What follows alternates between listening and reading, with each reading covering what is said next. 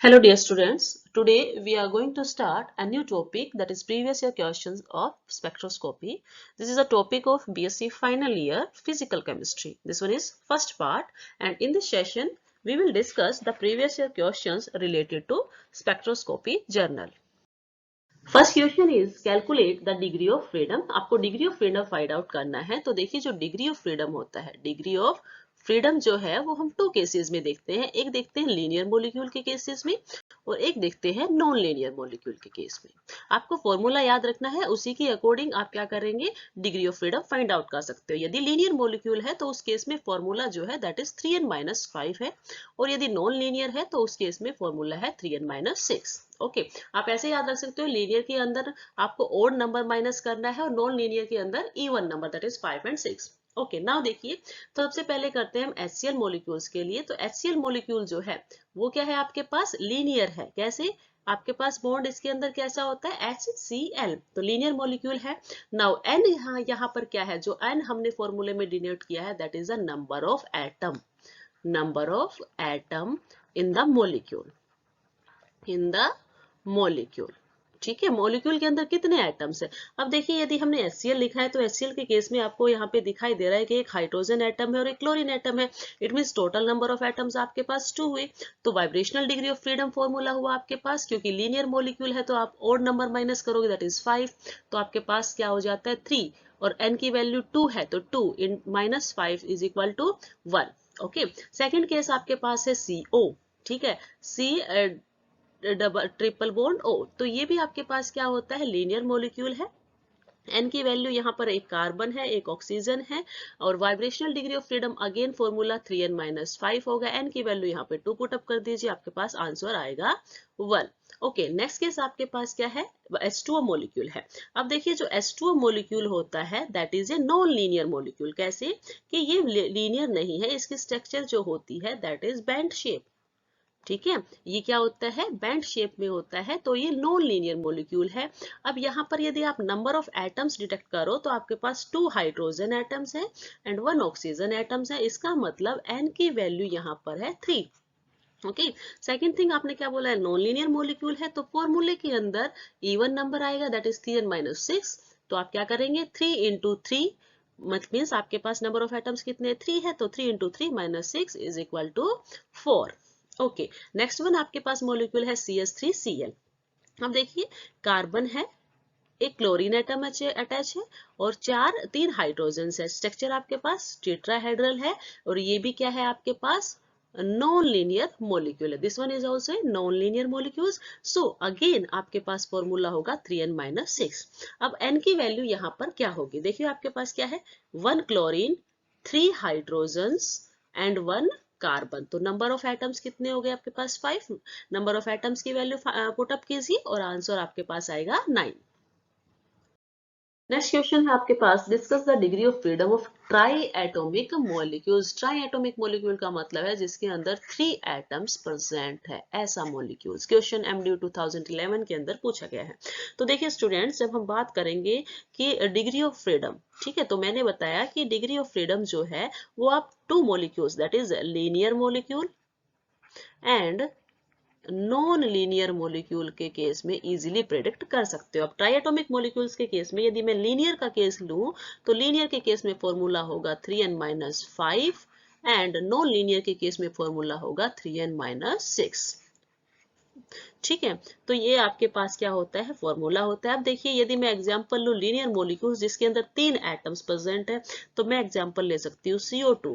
CO2 की structure आपके पास linear होती है, like this is the structure of CO2। अब यदि इसके अंदर मुझे degree of freedom find out करनी है, DOF degree of freedom find out करनी, तो मैं क्या लिखूंगी, 3 इंटू नंबर ऑफ एटम्स, क्योंकि पहले ही बता दिया है ट्राई एटोमिक है, एक कार्बन है, 2 ऑक्सीजन है, तो 3 हुए, माइनस क्या हो गया 5, तो ये आपके पास हो जाता है 9-5 is equal to 4। This is the degree of freedom.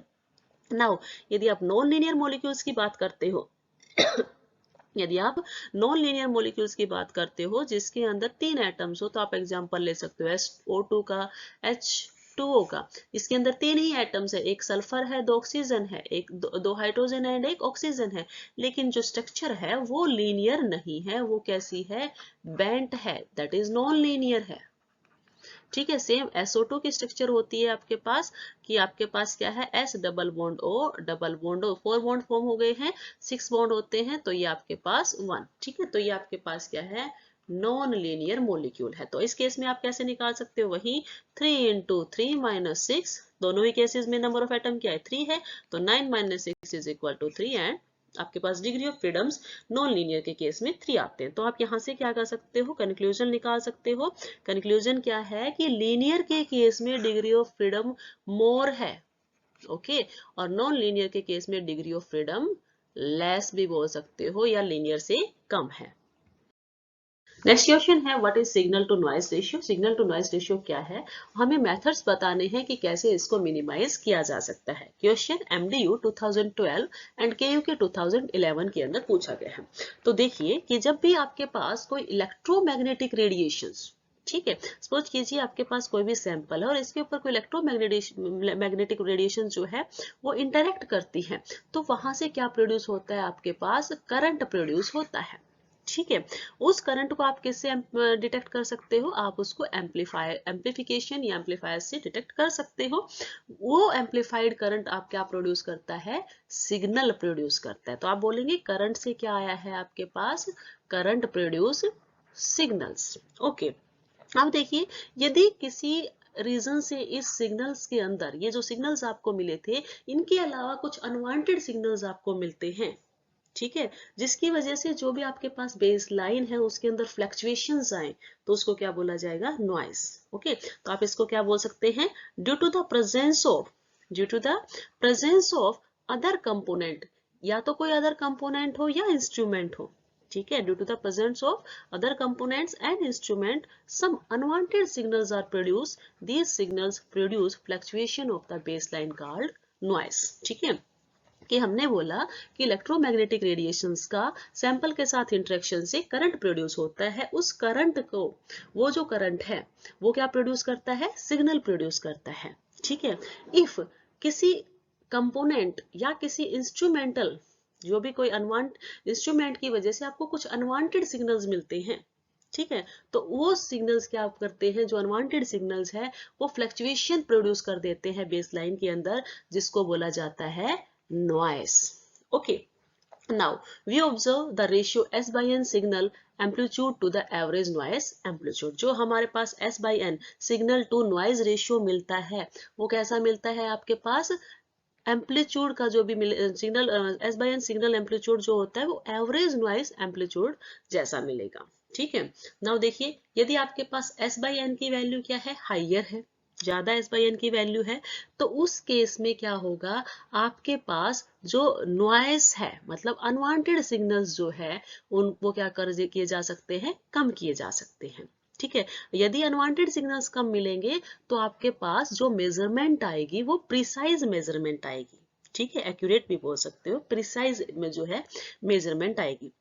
Second part इस क्वेश्चन में आपसे पूछा गया है कि मेथड्स बताइए कि कैसे इसको मिनिमाइज किया जा सकता है। ठीक है, तो देखिए मिनिमाइज करने के लिए, नॉइज को मिनिमाइज करने के लिए आपको क्या करना है, S/N रेशियो को इंक्रीज करना है। ठीक है, तो S/N रेशियो को कैसे इंक्रीज किया जा सकता है, first method, the use of hardware devices such as filters and lock in amplifiers. जो एम्पलीफायर्स है उनके अंदर हम कुछ hardware devices like filter use करें या लॉक यूज कर ले। ठीक है, सेकंड मेथड क्या है, use of software techniques like frontier transformations. Software techniques हम जो FT होता है, फ्रंटियर ट्रांसफॉर्मेशन, उसको यूज करें सॉफ्टवेयर टेक्निक्स के अंदर। थर्ड मेथड हो सकता है कि the SN ratio can be increased by damping out the oscillation of recorder pen. जो आपके पास रिकॉर्डर पेन है, ठीक है, उसके ओसिलेशंस को आप डंपिंग आउट कर दें। ठीक है, डंपिंग आउट कर दे ऑसिलेशंस को, तो भी आपके पास क्या हो सकता है, S/N रेशियो इंक्रीज हो सकता है। That is the SN ratio can be increase by damping out the oscillation. Oscillations को डंपिंग आउट कर दो आप, ठीक है, तो भी क्या मिलेगा, आपके पास S/N रेशियो इंक्रीज होगा। ठीक है, फोर्थ पॉइंट आपके पास है to record the spectrum into steps, कि जो भी आप स्पेक्ट्रम रिकॉर्ड करो उसको स्टेप्स में करो। ओके, और उनको स्टोर कर लो, store the intensity at intensity of point in computer memory. ठीक है, और इंटेंसिटी पॉइंट्स को किसमें में स्टोर करो, कंप्यूटर मेमोरी में। मीन्स आप स्पेक्ट्रम्स को स्टेप बाय स्टेप क्या करो, रिकॉर्ड करो और स्टोर करो इंटेंसिटी को किसके अंदर, कंप्यूटर मेमोरी को। इस कंप्यूटर मेमोरी को यूज करने का फायदा क्या है कि जो स्पेक्ट्रम होता है सॉल्वेंट का, the spectrum of solvent can be stored in a computer. ठीक है, हमारे पास जो स्पेक्ट्रम आया सॉल्वेंट का उसको हमने कंप्यूटर में स्टोर कर लिया। अब जो स्टोर कर रखा है उस and subtract from the observe spectrum, जो आपने ऑब्जर्व किया, एक तो आपने ऑब्जर्व किया स्पेक्ट्रम, ठीक है, दूसरा आपने क्या किया है, जो स्पेक्ट्रम है सॉल्वेंट का उसको आपने कंप्यूटर में फीड कर लिया है, तो इन दोनों को क्या कर दोगे आप, माइनस कर दोगे, तो उससे भी क्या हो सकता है, S/N रेशियो इंक्रीज हो सकता है। तो ये कुछ टेक्निकल मेथड्स है जिसको यूज करके आप क्या कर सकते हो, नॉइज को कम कर सकते हो और S/N रेशियो को इंक्रीज कर सकते हो।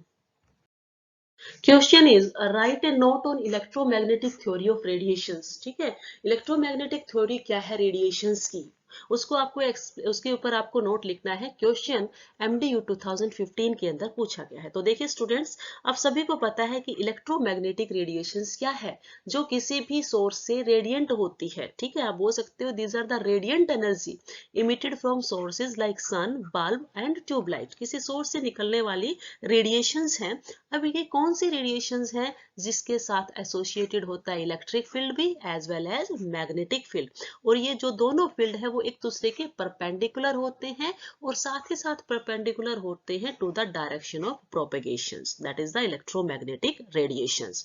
नाउ जो इलेक्ट्रोमैग्नेटिक रेडिएशंस है उसके बारे में ये फैक्ट है कि दे हैव ड्वेल नेचर, उनका ड्वेल नेचर होता है, वो वेव नेचर भी शो करती है as well as particle nature भी शो करती है। ठीक है, यदि इन रेडिएशंस को हम अरेंज करते हैं कैसे, increasing order of their wavelength, बढ़ते हुए वेवलेंथ के क्रम में, and decreasing order of frequency, तो आप उस स्पेक्ट्रम को क्या बोलोगे, इलेक्ट्रोमैग्नेटिक स्पेक्ट्रम। इलेक्ट्रोमैग्नेटिक स्पेक्ट्रम एक स्पेक्ट्रम है जिसके अंदर हम इलेक्ट्रोमैग्नेटिक रेडिएशंस को अरेंज करते हैं उनके बढ़ते हुए वेवलेंथ के ऑर्डर में और घटते हुए फ्रीक्वेंसी के ऑर्डर में। ठीक है, ऑर्डर हमने यहाँ पर लिखा है, सबसे ज्यादा cosmic, then gamma, x ray, ultraviolet, visible, IR, microwaves. ठीक है, माइक्रोवेव्स एंड रेडियो वेव्स। देखिए जो रेडियो वेव्स होती है उसकी वेवलेंथ क्या होती है आपके पास, सबसे ज्यादा होती है और इसकी फ्रीक्वेंसी सबसे कम होती है। ठीक है, ऐसे ही कॉस्मिक वेव्स रेज है, इसकी वेवलेंथ सबसे कम होती है और जो इसकी फ्रीक्वेंसी है वो सबसे ज्यादा होती है। Now next point electromagnetic radiations के बारे में क्या है कि ये जो रेडिएशंस हैं ये इसके साथ ही सभी कैरेक्टरिस्टिक्स शो करती है कि इनकी एक वेवलेंथ होती है, कोई फ्रीक्वेंसी होती है, वेलोसिटी होती है, एम्पलीट्यूड शो करती है। ठीक है, और वेव की तरह बिहेव करती है। This is about the electromagnetic radiations theory.